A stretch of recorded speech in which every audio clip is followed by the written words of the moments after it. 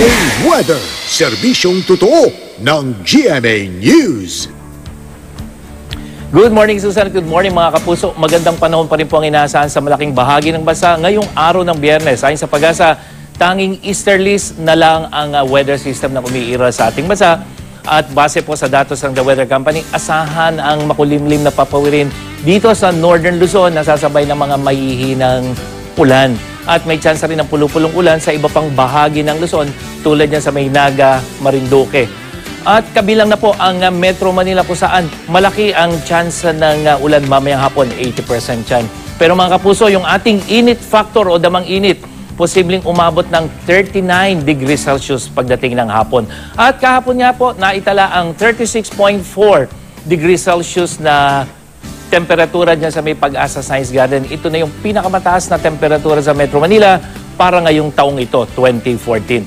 At posible rin ang mahihinang ulan at thunderstorm sa ilang bahagi ng Eastern at Western Visayas tulad dyan sa may Catarman, Tacloban, Kalibo at dyan sa may Iloilo. At maging sa malaking bahagi ng Mindanao, Dipolog, Zamboanga, Cagayan de Oro at dito po sa may Soxargen region. At sa weather abroad naman mga kapuso, umapaw ang mga ilog at nagdulot ng pagbaha. Ang malalakas na ulan dyan sa may Philadelphia and Montgomery County, Pennsylvania, dyan po sa Amerika kahapon.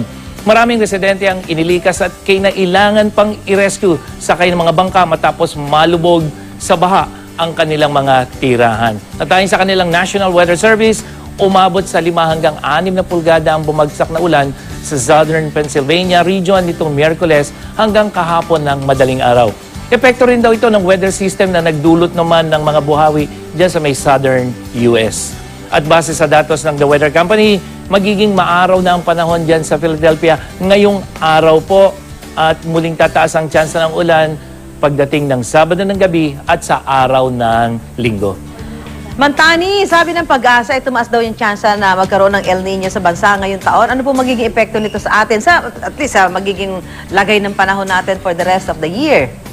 Yes, Susan, pero yung ating init na nararamdaman, paalala lang po muli, hindi pa yan epekto ng El Nino.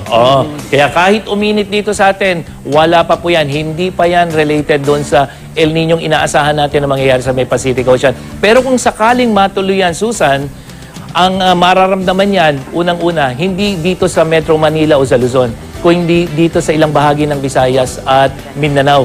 Kasi sila yung makakaramdam ng kawalan ng ulan na idudulot ng hanging amihan. Pero bago yan, Susan, yun ding mga bagyo ngayon darating na July, August, September, posibleng mas malalakas dahil magiging aktibo yung kondisyon dito sa may Pacific Ocean at yung mga bagyo na posibleng dumaan dito sa atin sa mga susunod na buwan ay magiging malalakas. Kaya yun ang dapat na maging I am ready yung ating mga kababayan. At yan ang latest mula sa GMA Weather. Para sa iba pang weather update, bisitahin niyo po ang www.imready.ph at ang mga social media account ng I Am Ready PH. Ako po si Nathaniel Cruz. Magplano para sigurado, I am ready. Serbisyong totoo ng GMA News. Maraming salamat, Mantani!